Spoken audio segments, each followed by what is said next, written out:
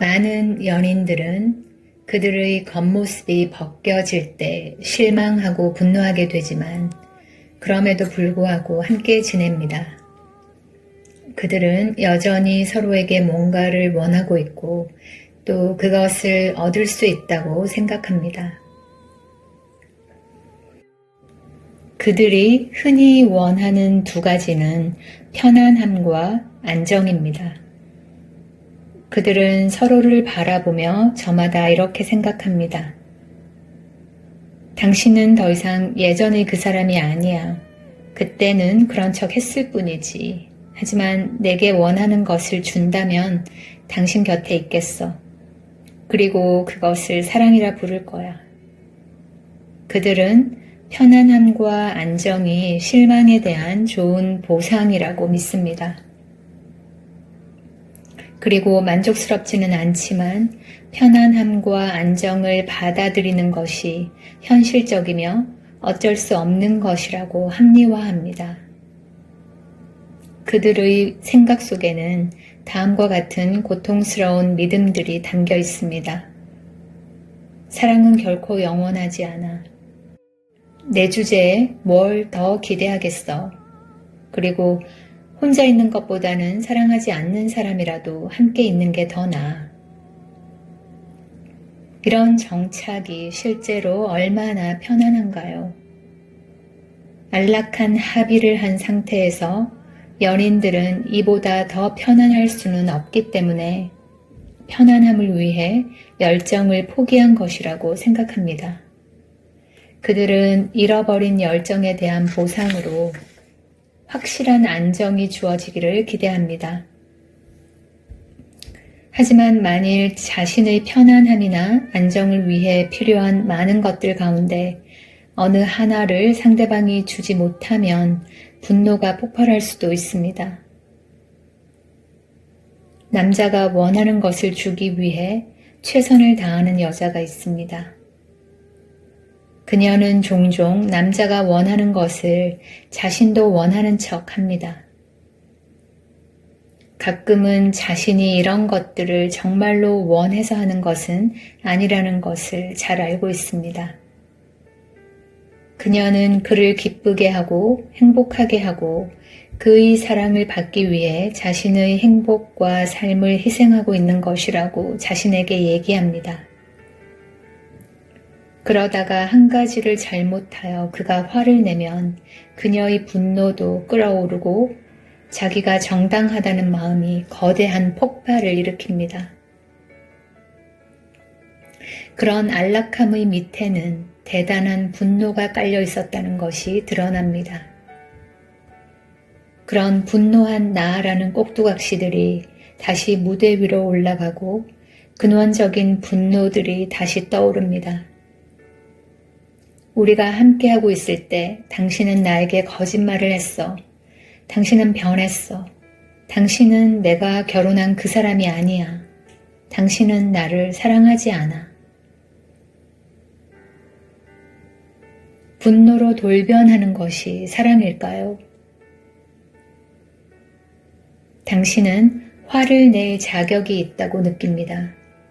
결국 당신은 진짜로 자기 자신을 바깥으로 드러냈고 자기를 열었고 자신을 노출시켜 상처받기 쉽게 만들었습니다. 그리고 배우자에게 자신이 원하는 대로 하도록 요구할 정당한 자격이 있다고 느낍니다. 하지만 그는 그렇게 하지 않습니다. 그것이 현실입니다. 그는 자신이 원하는 것을 계속 할 뿐입니다. 그는 자신이 원하는 것을 당신에게 맞출 수가 없습니다. 당신은 자신이 원하는 것을 누군가에게 맞추어 바꿀 수 있나요? 자신이 원하지 않는 것을 자신이 원하도록 만들 수 있나요? 그는 당신과 다르지 않습니다. 오트밀 사나이.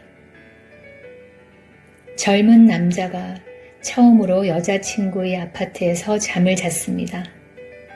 그녀는 자신이 좋아하는 음식을 아침 식탁에 올렸습니다. 오트밀이었지요. 그는 오트밀을 싫어했지만 그렇다는 말을 하지 않았습니다. 둘 사이에 어떤 의견의 불일치도 원하지 않았으니까요. 특히 함께 밤을 보낸 뒤에는 더욱 그랬죠. 그는 진실을 말하면 그녀의 기분을 상하게 할 것이라는 생각에 대해 질문해 보지 않았습니다. 그들은 결혼을 했고 그녀는 아침 식탁에 자주 오트밀을 올렸습니다. 그는 계속해서 오트밀을 먹었습니다. 그는 이제 와서 오트밀이 지긋지긋하다는 것을 인정하면 그녀의 기분을 더 상하게 할 것이라고 생각했습니다. 자신이 오랫동안 정직하지 못했다는 사실이 드러날 테니까요. 진실을 이야기하면 아내가 자신을 어떻게 생각할지 상상했고 자신이 믿는 그 상상을 현실로 직면하기보다는 그냥 오트밀을 먹는 편이 낫겠다고 여겼습니다. 그래서 23년이 지난 지금도 여전히 아침 식사로 오트밀을 먹습니다. 당신의 삶에도 이런 오트밀들이 있나요? 혼자라면 하지 않았겠지만 사랑을 위해서 하는 것들이 무엇인가요? 나는 몇몇 친구에게 이 질문을 해보았습니다. 아래는 그들 중에 한 명이 보내온 목록입니다. 그의 셔츠를 다림질했다. 근사한 저녁 식사를 준비했고 요리하는 것을 즐기는 척했다. 그가 어떤 말을 해도 상처받지 않는 척했다. 그의 말에 실제보다 더 상처받은 척했다. 그의 말에 항상 관심을 기울이는 척했다. 야간형 인간이지만 아침형 인간이 되려고 억지로 노력했다. 한 번은 머리를 아주 짧게 잘랐다. 그가 최우선이라는 것을 보여주기 위해 나의 가족을 멀리했다. 엄마의 죽음으로 인한 슬픔을 멈추려고 노력했다. 좋아하지 않는 직업을 선택했다. 불편한 속옷을 입었다. 당신이 혼자라면 하지 않았겠지만 사랑을 위해서 하는 것들의 목록을 만들어 보세요. 그리고 그 내용들을 하나하나 배우자에게 읽어주며 물어본다고 상상해 보세요. 이게 효과가 있었나요? 이게 당신이 좋아하는 것인가요?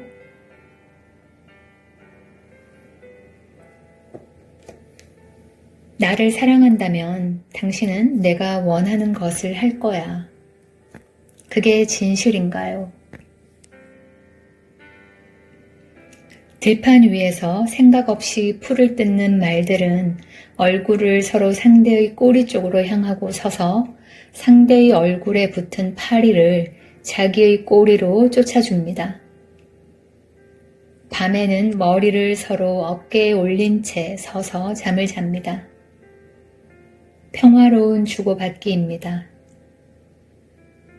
하지만 문명화된 사람들은 주고받기를 이용하여 서로를 힘들게 하는 법을 배웠습니다. 여기에는 만일 내가 당신을 위해 무엇을 해주면 당신도 나에게 무언가로 보답해야 한다는 믿음이 깔려 있습니다. 만일 내가 당신에게 나의 사랑을 주면 당신도 당신의 사랑이나 그만한 가치가 있는 무언가를 나에게 주어야 합니다. 당신이 내게 무언가로 보답하지 않으면 어떤 일이 일어날까요? 나는 사랑과 인정을 도로 거두어 드리고 대신 당신에게 분노를 줍니다. 각각의 관계에는 저마다 무언의 규칙들이 있으며 이런 관계의 규칙들은 상대를 화나지 않도록 하기 위해서 해야 할 일들과 하지 말아야 할 일들을 수없이 일러줍니다. 이 규칙들은 문서화되어 있는 것도 아니고 구두로 합의된 것도 아닙니다. 우리는 규칙을 위반했을 때만 그런 것이 있다는 것을 알게 됩니다. 내가 화나 있는 모습을 보면 당신은 자신이 규칙을 위반했다는 것을 알게 됩니다. 당신은 해서는 안 되는 일을 했습니다. 집에 너무 늦게 오거나 너무 일찍 왔습니다. 어떤 일이나 어떤 말을 잊고서 하지 않았습니다. 때로는 자신이 무엇을 잘못했는지 물어봐야 할 수도 있습니다. 하지만 조심하세요. 묻지 않고도 스스로 알아야 한다는 것이 그런 규칙들 가운데 하나일 수 있으니까요. 물론 당신도 똑같은 방식으로 나의 행동에 대한 당신의 규칙을 발견합니다. 내가 그 규칙을 언제 깼는지를 어떻게 알까요? 그때는 당신이 나에게 화를 낼 때입니다. 당신이 모든 규칙을 알아내고 지키기 위해 최선을 다하면 나의 사랑을 얻을 수 있을까요? 아닙니다. 당신이 내 주변에 올 때는 발소리를 죽이며 살금살금 와야 합니다.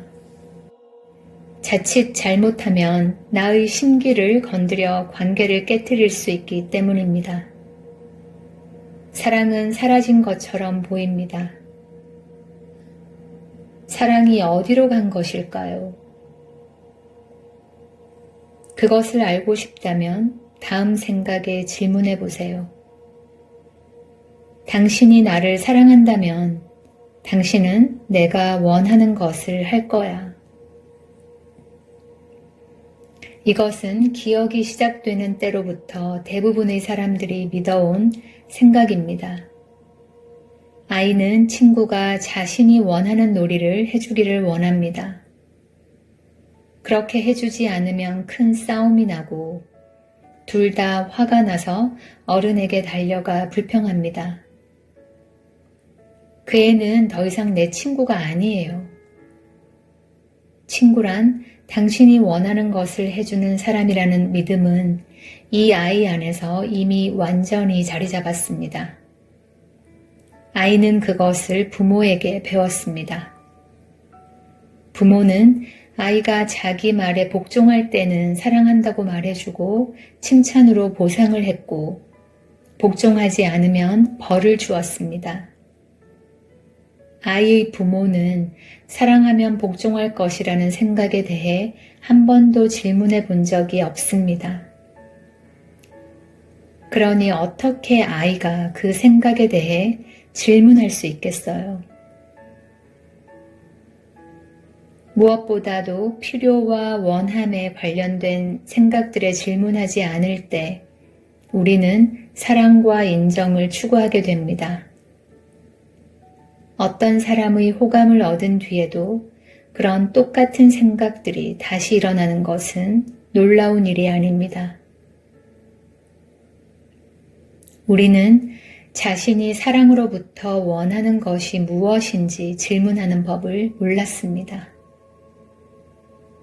우리는 자신이 어떤 조건도 없이 그냥 사랑할 수 있다는 것을, 우리가 원하는 것을 그냥 요청할 수 있다는 것을 알지 못합니다.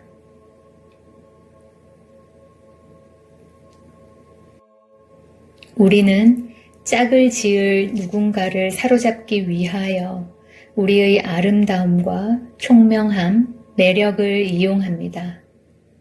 마치 동물을 사로잡듯이. 그런 다음 그가 세상 밖으로 나오려고 하면 우리는 화를 냅니다. 이것은 나를 잘 돌보는 것이 아닙니다. 자기를 사랑하는 것도 아닙니다. 나는 남편이 자기가 원하는 것을 원하기를 원합니다. 그리고 나에게는 선택권이 없다는 것도 알고 있습니다. 이것이 자기 사랑입니다. 그는 그가 원하는 것을 하고 나는 그것이 좋습니다. 그것이 바로 내가 원하는 것입니다. 현실과 싸우면 아프기 때문입니다.